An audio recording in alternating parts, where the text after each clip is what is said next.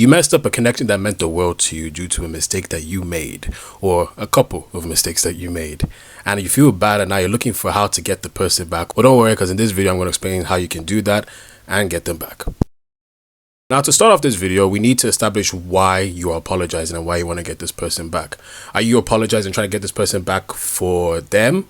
Like you generally feel sorry for them and you want to make it up to them? Or are you trying to get them back and say sorry to them because of yourself? I.e., do you care mainly about how they made you feel and what you gained from that person? That's why you want them back in your life. See, there's a stark difference between the two, and if it's that one, you shouldn't be on this video because you're not really sorry. You're just thinking about what they can do for you. But if you're here because you're genuinely sorry and you want to make it up to the person, you've clicked on the right video, and stay here because this is for you. We're going to get through this together. The psychology of the person that has decided to cut you off could be one of two things. Maybe they just didn't want to deal with you anymore. Maybe they just made you feel as if like you did something wrong and, well, they just need an excuse to get rid of you. And you know by the case based on your interactions with this person. So for example, did this person always choose other things over you? Did they ever treat you like a priority? Did they generally show that they cared about you? If they didn't do any of those things, then yeah, they're just looking for an excuse to cut you off. So you can stop the video right here and you can go live your life. You can do better than them. But if you are here because the person that has decided to cut you off has been patient with you, they really tried to be close to you, they did everything for you, and they generally showed that they cared about you, however, they had no choice but to cut you off, then that's the person, yeah, that we are aiming to try and get back and apologize to.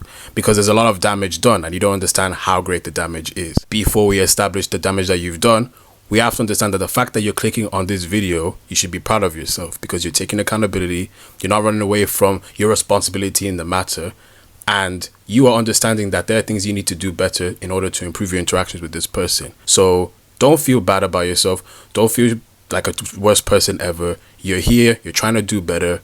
Congratulations. When it comes to the person that generally cared for you and they cut you off, you have to understand the trust is broken.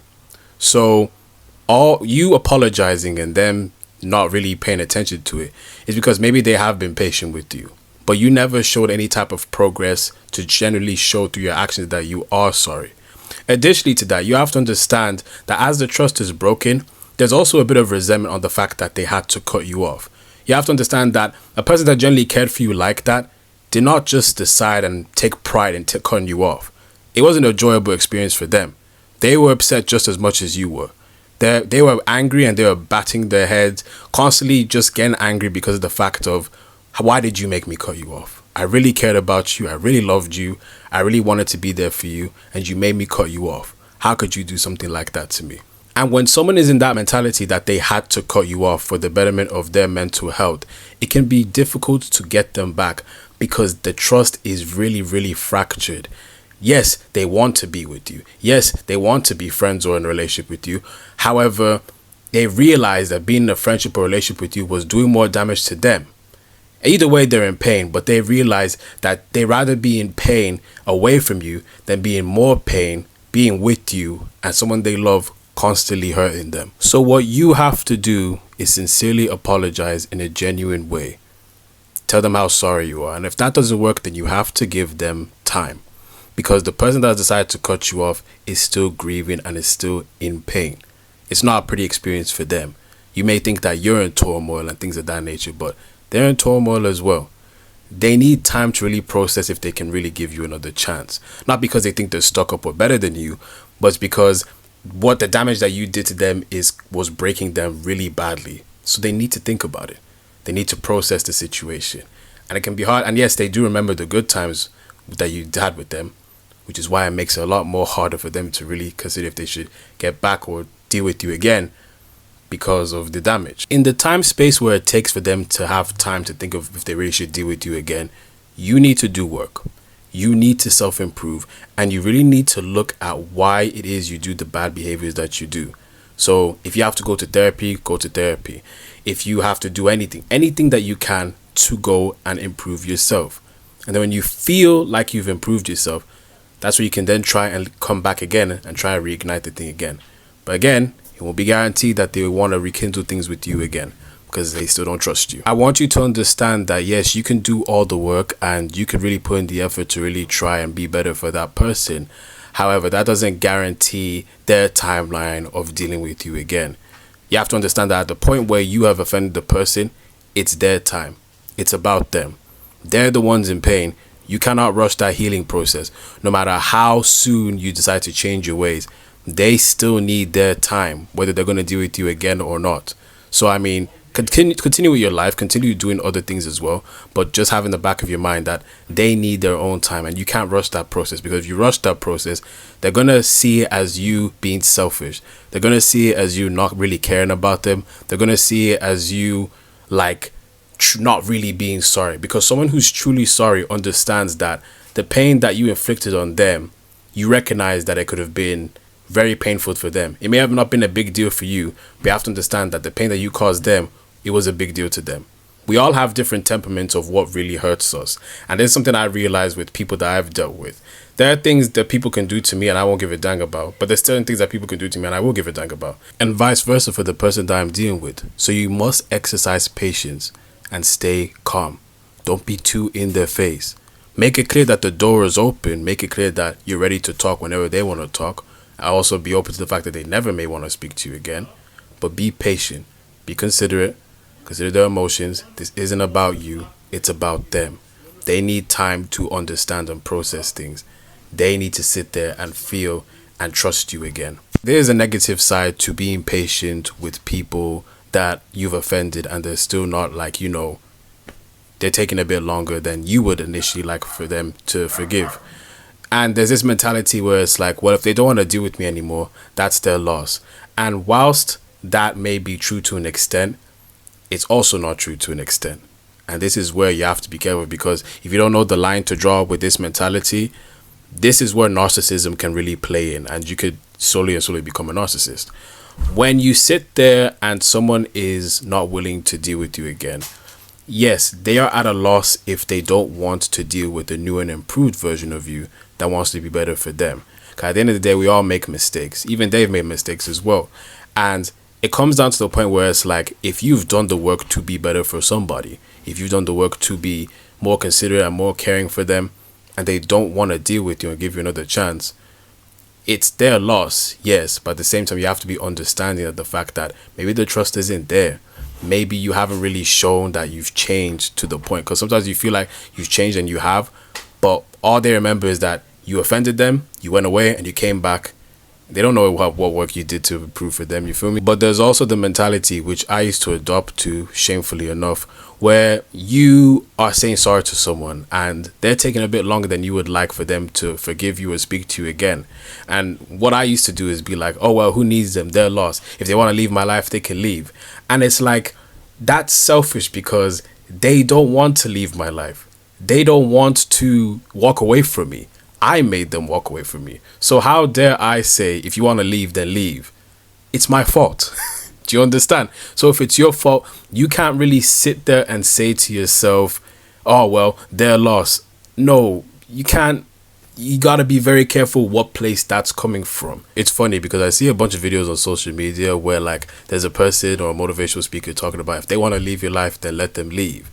And then you see a bunch of people in the comments saying, yeah, I let them leave my life and things of that nature. But how many of these people had people leave their life because the person is just a bad person? And how many of these people are reacting to this video because they are narcissists who think that they are God's gift to earth, and even though they did something wrong, no one should have the right to leave their life? It really gets you sitting there thinking about who's who in the comment section. All that is to say, my friend, is make sure you're just being gentle, genuine, and patient. That's the main thing you have to remember.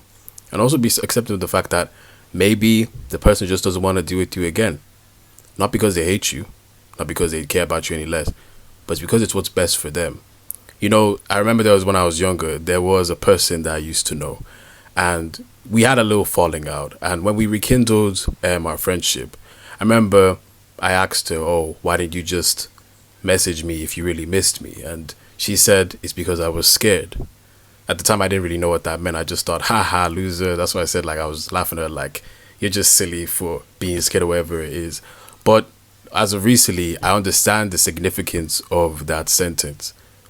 She was scared. It wasn't because she thought she was better than me.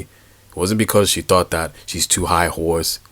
It's just she's scared to be hurt by me because she cared about me that much. And that's what you have to remember. The person that cut you off is scared. They are scared of you, and they are scared of being that hurt again, because it is a pain like no man's business. So when someone cuts you off, be considerate of the fact that they are a fear. Be considerate of the fact that they are battling with the feeling of maybe I should talk to them again or not every single day. But that fear and that break of trust is very harmful. They don't know if you've really changed. They don't know if you really want to do right by them.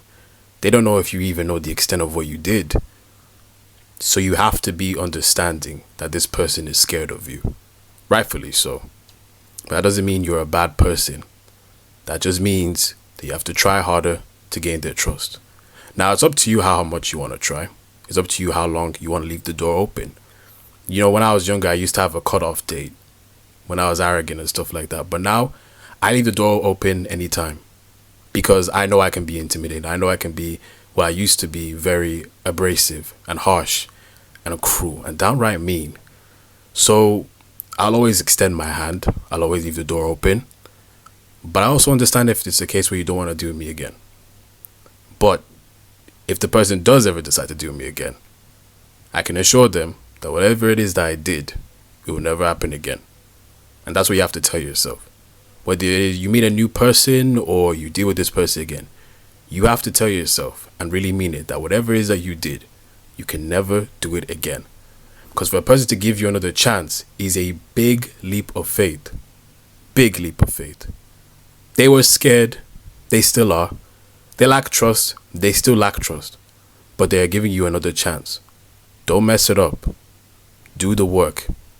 Make sure that you address your flaws and do better. It takes two to tango, so that doesn't mean that they were the most innocent person ever. They did things as well, you know? But it's not about that. If you're genuinely sorry, you're not going to think about that. What you are going to do is fix your part and do your best to make sure that when you guys interact, you're not playing the part that you used to play you guys down for. And lastly, do be aware that there's some people who are emotionally immature to the point where they may give you another chance, but just to play with you. And what that means is that they are giving you another chance, but they make you jump through hoops, and they have no intentions of ever forgiving you or being close with you like they used to. They just want to mess with you and get revenge. So be careful, because those people you need to stay away from, because that could really destroy your mental health. But you have to know what kind of game they're playing. Like, assess the situation and have that spirit of discernment from God. God bless. Take care. I'll see you guys next video.